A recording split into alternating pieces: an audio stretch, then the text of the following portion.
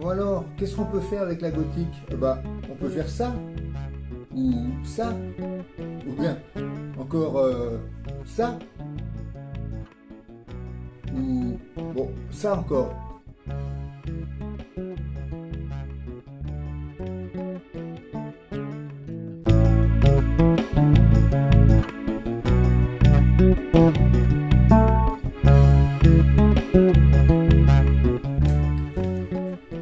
Nous voilà arrivés au 10e point, je crois, sur notre méthode, la Gothic Textura. J'aime la calligraphie. Le 10e point, donc, c'est théoriquement les majuscules, mais on se rend compte que pour ceux qui se sont procurés le kit de calligraphie, que nous sommes arrivés au 9e point, mais nous n'avons toujours pas parlé de l'abécédaire. L'abécédaire, c'est-à-dire l'alphabet en calligraphie. On a évoqué quelques lettres, mais on a surtout parlé des points à mettre en place pour pouvoir calligraphier sans problème. Il y a quand même pratiquement 9 points, si on compte la question des gauchers. Donc sur ce 10e point, sur cette 10e vidéo, nous allons la séparer en 7 petits modules, de façon à simplifier, à rendre bien méthodique la progression sur l'apprentissage de la calligraphie gothique. Alors l'écriture gothique, c'est une écriture qui est utilisée à partir du 11-12e siècle jusqu'à la Renaissance. Pour avoir toutes les informations sur l'histoire et surtout sur les définitions de ces différentes familles d'écriture gothique, je vous conseille de consulter le livre de Mediavilla. C'est le meilleur recueil d'informations en calligraphie. Donc procurez-vous ce livre d'occasion car il n'est plus édité. Pour finir cette présentation, je précise que cet abécédaire est un abécédaire extrêmement caricaturé. Il s'agit de la structure de l'écriture, de la charpente, du squelette de l'écriture. Donc on ne recherche pas l'esthétique. C'est juste pour comprendre qu'est-ce qui fait l'esprit de cette écriture. Autour de ça, autour de ce squelette, vous y mettrez la chair, c'est-à-dire votre style. C'est ce que nous verrons dans le point numéro 13, c'est-à-dire la dernière vidéo, comment je peux styliser mon écriture. Voilà, allez au travail, on va s'y mettre. Alors commençons ce premier petit module par la question des lettres droites. Alors les lettres droites, ce sont les lettres qui sont contenues entre la ligne supérieure et la ligne inférieure de la hauteur d'écriture, c'est-à-dire les lettres droites qui seront essentiellement faites avec ce trait-là, seront donc le I, le M, le N, le R, ce sera le U, le V, le W. Je crois que je n'en oublie pas. Voilà. Alors, c'est parti. Pour ça, je vais prendre une feuille qui est pré-tracée. Je vais utiliser non plus le calame, mais un automatic pen, un automatic pen. J'allais dire parallèle pen. Non, le parallèle pen, c'est ça, pour ceux qui connaissent un petit peu la calligraphie. L'automatic pen, c'est un outil donc à réserve, c'est-à-dire la plume est faite de 2 lames, bien sûr, avec toujours le bout coupé, pour faire les pleins et déliés en calligraphie latine. Les lettres droites donc seront faites à partir de ce trait-là. Je fais un carré, donc vous voyez bien que ma plume est à 45 degrés par rapport à la ligne. On a parlé de la hauteur d'écriture dans une vidéo précédente. Je descends sur une oblique de 45 degrés. On est à 45 degrés de bec de plume, 45 degrés d'oblique. Quand je descends mon fût, je suis toujours à 45 degrés. Vous voyez, le biseau est à 45 degrés et je finis par un carré. C'est-à-dire qu'en réalité, je fais un chapeau, un fût et un pied. Voilà. Avec ce trait-là, je peux faire donc, vous avez bien compris, le I. J'ai dit, on peut faire le N. J'expire bien quand je trace et je reste bien dans ma fenêtre d'écriture. Souvenez-vous des premières vidéos. Le N, le M, toujours chapeau, fût, pied. Je refais un chapeau, un fût, un pied, un chapeau, un fût, un pied. Je redis par un délié pour faire mon M. Mon R, ce sera un chapeau, un fût. Vous voyez, c'est toujours le même trait. Hein. C'est pour ça que j'appelle ça les lettres droites, avec un carré. Le R, j'ai dit le V, toujours pareil, le même trait. Le V, pardon, j'ai oublié le U. Ça, je fais le U, voilà. Vous avez compris que le V, c'est la même chose que le U, sauf qu'il n'y a pas le petit carré à la fin. Voilà, ça va être ça. Et le W, on va faire ça. Vous avez vu que je change tout le temps ma feuille de place, de façon à être tout le temps dans ma ligne d'écriture. Et je relis par des déliés. Bon, c'est pas très précis là. Voilà, je suis pas très bien placé face à ma fenêtre d'écriture. Voilà, qu'est-ce qu'on peut écrire comme mot avec ça? Eh ben, on peut commencer par écrire le mot une. Voilà, j'ai glissé un petit peu. J'ai un dessous de main qui est un petit peu dur. Le U, le N.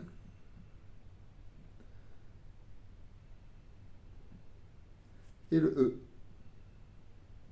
Ah, on n'a pas vu le E. On n'a pas vu le E. On est un petit peu en avance sur la prochaine vidéo. Voilà, donc on peut écrire 1. Et un petit jeu. Alors, on va essayer d'accélérer ça, mais regardez, un exercice très important. Je vais faire 15 fois ce geste-là. Alors, c'est un petit exercice d'entraînement.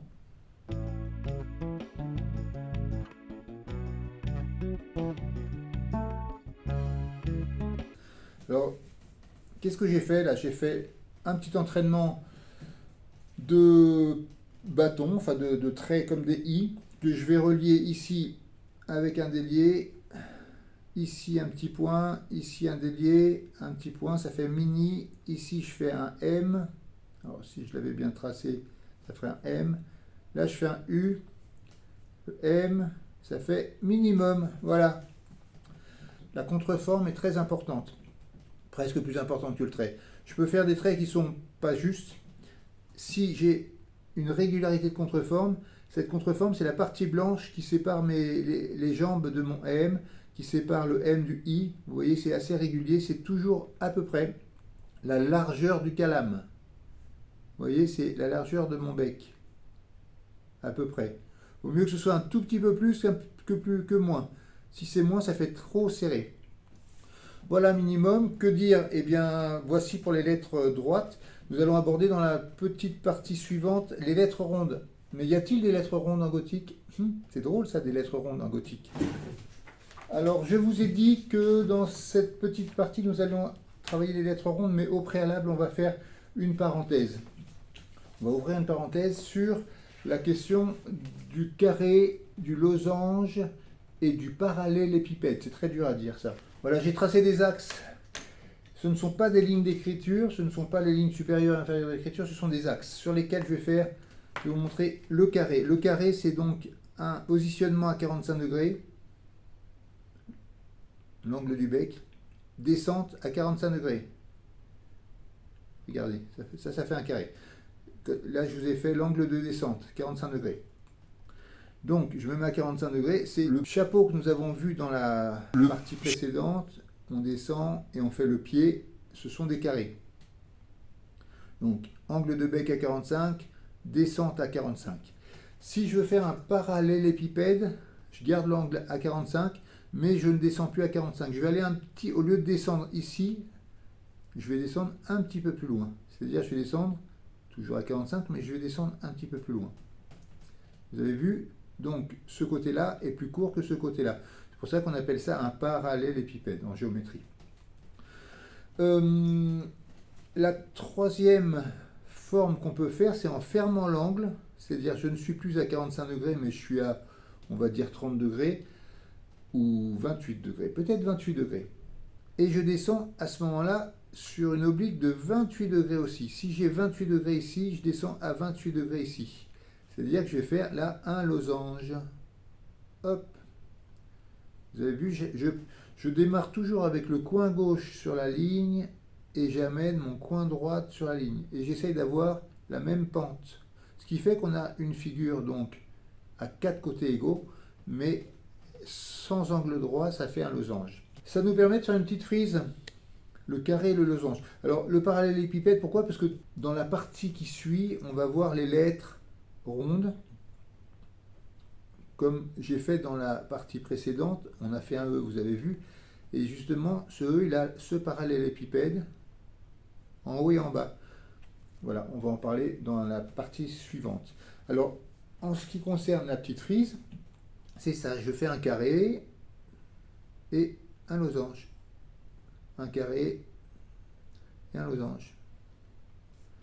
Un carré, un losange. Vous avez vu, j'essaie de rester tout le temps dans ma fenêtre d'écriture. Un carré, un losange. Voilà. Je peux faire ça en vertical aussi. Ici, j'aurais pu avoir un losange et puis un carré qui descend. Un losange. Alors vous avez vu là, je me réadapte à cette ligne. Je suis à 45 degrés par rapport à la ligne et je descends à 45 degrés. À 20 degrés sur la ligne et je descends à 20 degrés. Carré, 45 degrés. Voilà, est-ce que vous avez... Ça c'est bien parce que si on écrit un prénom ici par exemple, hop, ça fait une petite décoration. On verra ça plus tard, là c'est celle-ci. Voilà pour la question de la frise avec des carrés losanges et la question du parallélépipède qu'on va concrétiser juste après dans la partie des lettres rondes. A tout de suite. Et voici la partie qui suit, qui concerne les lettres rondes. Alors la question c'était, y a-t-il des lettres rondes en gothique? Eh bien, y a-t-il des lettres rondes en gothique? Quand on regarde l'alphabet, c'est tout des lettres très droites et très carrées. Mais en réalité, ce que je vais appeler lettres rondes, ce seront les A, les E, le C, le D, le G. Vous voyez, il y a des ventres. En réalité, la lettre ronde par définition, c'est le O, vous voyez, mais bien qu'il soit avec des angles, on dit, enfin je dis, je ne sais pas si les autres calligraphes appellent ça des lettres rondes en gothique, mais pour moi ce seront les lettres rondes. Donc on va parler du A, du E, du C, du O. C'est parti. Voilà, comment fait-on les lettres rondes? Je prends ce trait, je l'ai rallongé là, vous verrez, pour ceux qui ont la méthode là, j'ai un petit peu rallongé parce qu'il était un petit peu court sur ma méthode. Donc, un fût, et ce fût, remarquez, il ne part pas de la ligne, il part plus bas que la ligne. Je suis à 45 degrés et je fais le parallélépipède dont on a parlé dans la partie juste précédente. J'appelle ça une chaussette. Chaussette dans ce sens-là, on devrait être capable aussi de faire une chaussette dans l'autre sens, comme ça. Voilà. Ces deux chaussettes vont nous permettre de faire à peu près toutes les lettres rondes. C'est-à-dire, on va commencer par la première, la plus simple, en rajoutant juste le parallélépipède du dessus, ça fait un C. Si je fais un trait comme ça fait un E. Si je rajoute une chaussette complète en face, c'est-à-dire, vous voyez pourquoi on a laissé une place en haut, hein. On a laissé une place en haut pour pouvoir replacer le calame ici et finir mon O. Voilà. Et il suffit de rajouter le petit carré à la fin. Attention, ce sera pas... Ça, c'est un parallélépipède. Ça, c'est un parallélépipède. Je descends avec un fût et je finis non pas par un parallélépipède, mais par un carré, ici, pour faire le A. Le A est barré. Pourquoi le A est barré? Probablement parce que on avait cette forme de A au début. Enfin, voilà, on a cette forme de là au début en calligraphie gothique avec ce trait-là. Voilà. Qu'est-ce qu'on peut faire avec ces lettres-là? Ben, je ne sais pas, on peut faire, si on les rajoute aux lettres précédentes qu'on a vues, on peut faire océan, O, C. Alors pour l'instant, je ne stylise pas du tout, hein, je fais aucun embellissement. On verra dans la partie numéro 13 comment faire vivre un petit peu cette écriture. Pour l'instant, là, elle est très caricaturale, hein. Le N, on l'a vu tout à l'heure. Voilà. Vous voyez que je respecte tout le temps à peu près la largeur de plume. Alors là, c'est un peu difficile parce qu'on a un creux, donc la contreforme est un peu grande là aussi, mais sinon je respecte la largeur de plume en général entre les lettres, les parties droites, hein. Voilà. Je peux rajouter un petit accent, on peut écrire le mot mer. Allez, à vous de chercher qu'est-ce qu'on peut écrire comme mot.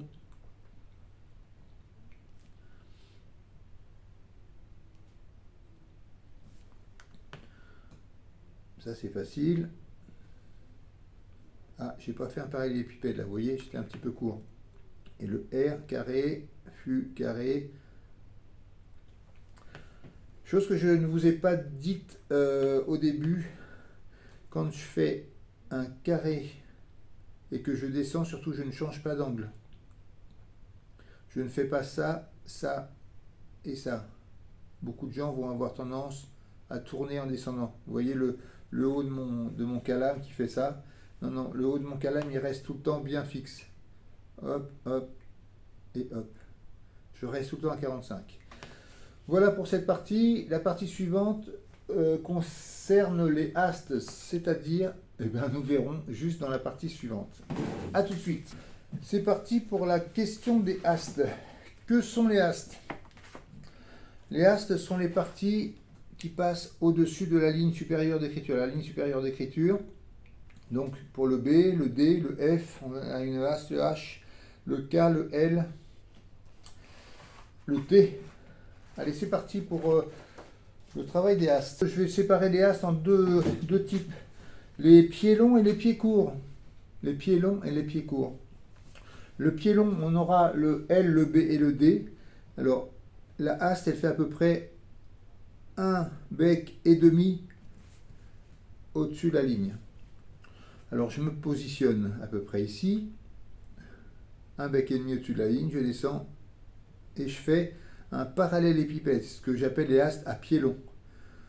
On verra dans les embellissements que ça, le petit délié qui monte, c'est une question de style, c'est un tiret d'encre. On le précisera peut-être, on en reparlera dans la question numéro 13 de l'embellissement. On a dit le B, je mets mon calame à 45 degrés, je descends mon fût, je fais le parallélépipède, et ici, je fais un parallélépipède et je redescends pour rejoindre le pied de ma lettre. Le D, je commence comme pour faire un O ou un A. Je me remets à l'aplomb du ventre, je monte mon délié, je descends et je rejoins en bas. Voilà, on peut avoir un D avec le délié inversé, c'est-à-dire au lieu du délié qui part vers le haut, on va avoir un délié qui part vers le bas. Je vous le fais tout de suite. Le délié qui part vers le bas, je descends mon fût. Voilà, il est un petit peu étroit mon dé, vous voyez. La contreforme est inférieure à la largeur de mon bec. Voilà, LBD, et pour les lettres à haste à pied court, ce sont le F, H, K et T. Le F, donc je repars au-dessus de ma ligne, pied court, c'est-à-dire qu'au lieu de faire un parallélépipède, je vais faire juste un carré. Ici, parallélépipède et traversant. Le H, pied court, ici, ça peut être fait comme ça, alors toujours avec mon tiret d'encre. Le H, on peut aussi le faire dans ce sens-là, la fin, toujours pied court. Ici, on peut le faire finissant comme ça. Le K, on commence pareil que le H. On peut faire tout simplement comme ça. Pour l'instant, on simplifie tout, hein. On ne met pas beaucoup de style là. Et le T, attention, la haste du T est vraiment plus courte. Toujours plus courte, les T. Carré, et ma barre du T est posée sur la ligne. Voilà, voilà. Qu'est-ce qu'on peut écrire avec ça? Je vais vous écrire fabuleuse, tiens. Donc, on va essayer d'aller vite.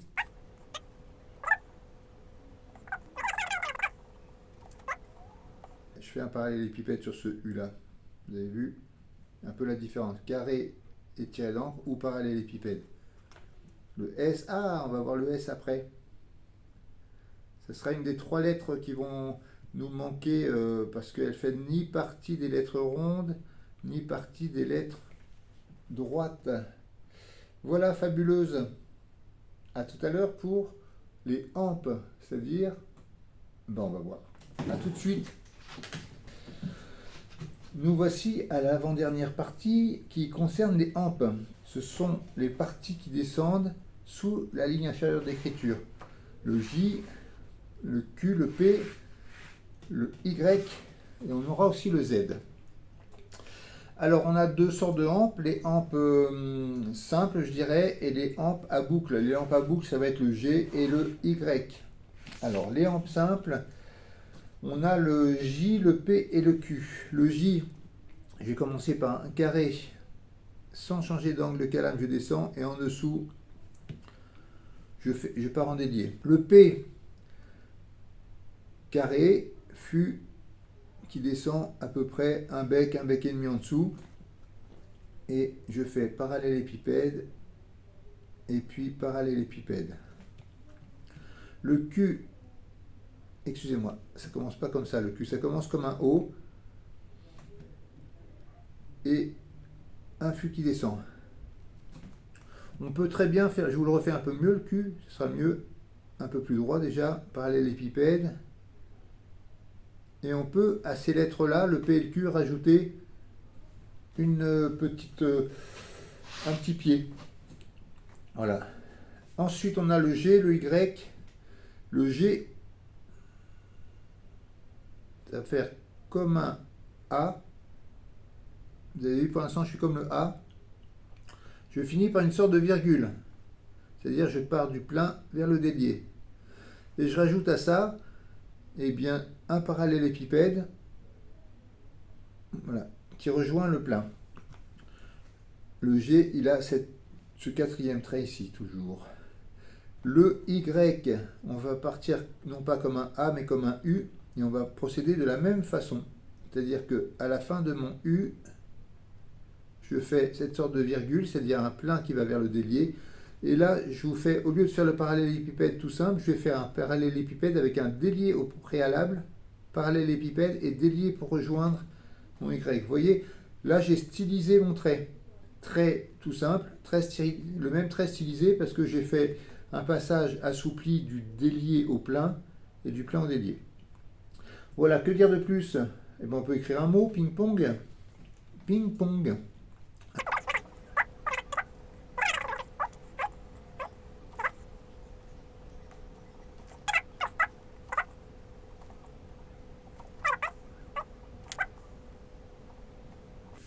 Et puisqu'on a utilisé les boucles, on va s'en servir pour faire une frise, par exemple. Sous ping-pong, on peut faire, hop, une frise comme ça. Amusez-vous à faire ça. Regardez, je pars sur la ligne, le coin sur la ligne, je monte en délié, je descends, je traverse ma ligne et je refinis sous la ligne en délié. Je me remets au milieu, délié, sous ma ligne, en délié. J'en fais 3 ou 4. Encore une. Allez, ça suffit. Je vais faire, tiens, je vais faire des petits losanges comme ça. Des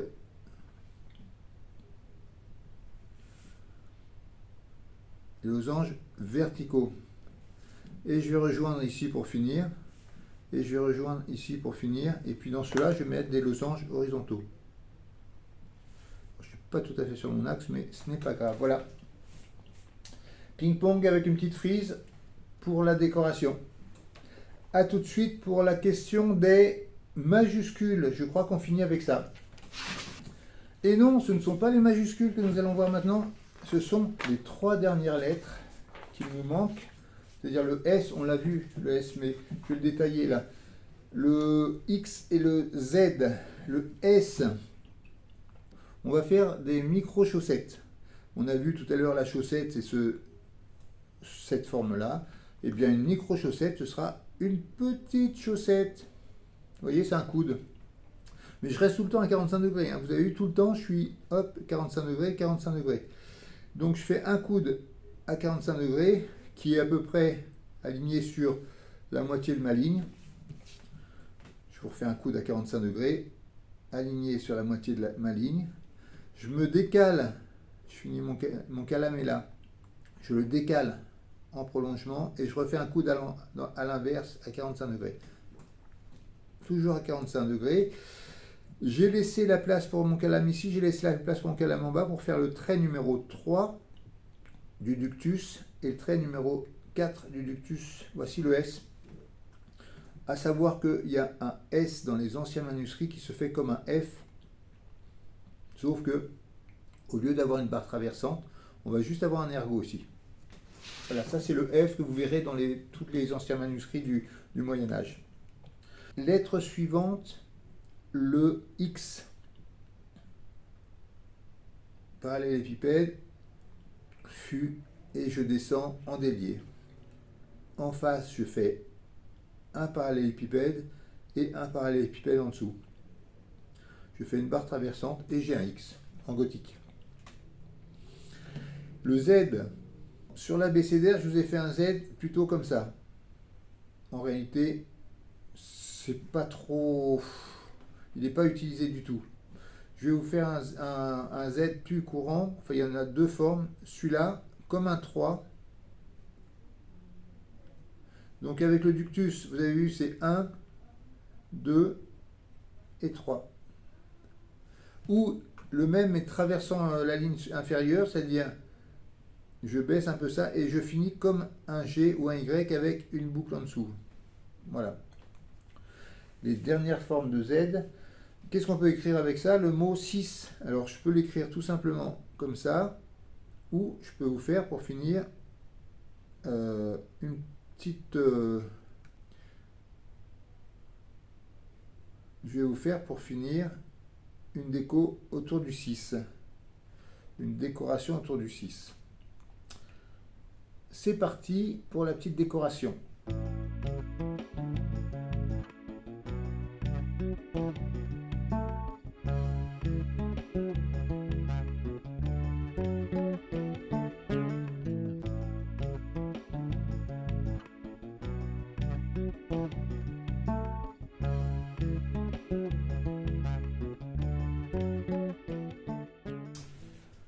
Les majuscules, ce sera notre dernière partie de cette vidéo numéro 10. Donc, les majuscules gothiques. Officiellement, on n'a pas de modèle, contrairement aux minuscules qui sont toujours très codifiés en calligraphie. Il faut savoir que les majuscules sont à peu près de 6-7 becs de plume. Ma façon de faire les majuscules, je vais poser mon bec de plume sur la ligne. Je vais descendre pour faire un fût. Je fais un double fût parallèle pour les majuscules droites. Pour les majuscules rondes, je pose ma plume sur la ligne et je fais une demi-lune et je fais mon double trait par contre qui sera comme ça. Voilà. Ça c'est la base de mes majuscules. Pour le A par exemple, je vais faire droit, droit, un pied, un chapeau et puis je finis mon A de cette façon. Je peux faire un traversant comme ça, un ergot, deux ergots et un délié vertical. Voilà, ma base c'est deux traits parallèles ou deux traits, un double trait circulaire et vertical pour les lettres rondes, des ergots et puis cette ligne verticale qui vont vraiment marquer la gothique. Alors pour une lettre ronde, je me mets sur ma ligne. Je vais vous faire un C. Voilà. Et là, on n'aura pas d'ergot sur les lettres rondes. Le E, il suffit de rajouter ça. Si je vous fais un B, je vais partir comme le A. Double trait. Le pied, par contre, qui va être plus long pour le B. Le chapeau. Et puis, je vais finir mon B de façon classique. Mes ergots et toujours ce petit vertical. Pour le A ou le B, on pourrait avoir ce trait assez courant aussi. Voilà. Ici, le pied. Et puis, bon, alors je vais vous faire... ouais, j'aurais pu faire un A, un B. Je vous fais un R. Toujours mon petit trait vertical. Voilà. Et puis, double trait pour le S. Je fais un double trait, je double ce trait, on va finir là-dessus. Hein. Voilà, et puis je peux faire un tiret d'encre qui rejoint en dessous. Et voilà pour les majuscules. Maintenant, il me reste qu'à vous montrer la fiche avec toutes mes majuscules. Voilà, je vous mets ça en fin et peut-être que vous l'aurez en PDF si j'arrive à faire ça sur YouTube. Pour terminer cette vidéo, je vous invite à faire un petit travail quotidien qui consistera à écrire le prénom du jour en gothique. C'est simple, vous prenez un calame, vous avez toujours un calame, un flacon d'encre et du papier sur votre bureau, et vous écrivez le prénom du jour. Aujourd'hui c'est Denis, c'est parti pour Denis. Alors je fais le D majuscule, toujours avec mes doubles barres, le pied long du D. Je peux faire un corps. Ah, j'aurais dû prendre plus d'encre. On va le laisser comme ça. Il faut accepter les petites erreurs. Je fais le trait délié qui traverse, le E,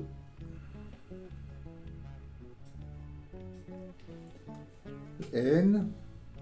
Alors on verra dans une vidéo suivante comment on rend l'écriture un petit peu plus stylisée. Pour l'instant, elle est toujours très écriture bâton et carré. Le S, première petite chaussette du S. Voilà, vous voyez, c'est pas long. Vous faites ça tous les jours. On peut faire une petite frise pour finir. Allez, on va faire une petite frise. Hop. Regardez-moi ça. Et vous offrez ça à la personne dont c'est la fête aujourd'hui. C'est tout. Voilà.